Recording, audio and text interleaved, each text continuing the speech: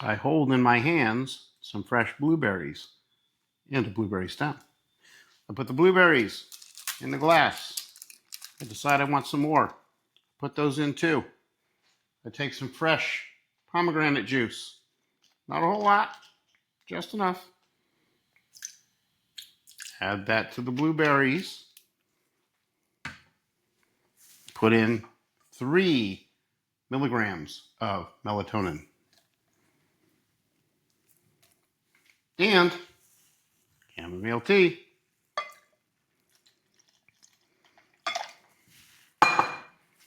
Well, you're not going to just drink those blueberries the way they are, so we're going to go ahead and muddle them.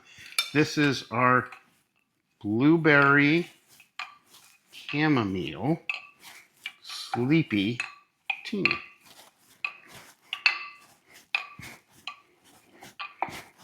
Look at how that muddles so well. But these blueberries, they can try and kind of get away from you. So you really got to make sure you get them. You don't have any runaways in there. They want to try and survive. Okay, we got that done. What do we need? We need a martini shaker because you don't make a sleepy teeny without a martini shaker. What do you need in a martini shaker? You need ice. So we will put ice in. What do you do when you put your drink in? You strain it because you want that pulp to stay out of the drink, not in the drink. Doesn't taste too well. All right. And we shake. Okay.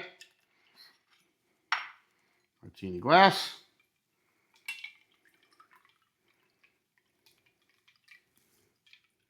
And there you go. Beautiful.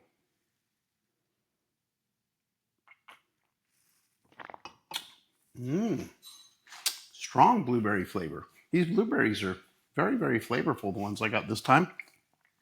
And that pomegranate is in the background, but it's not overpowering.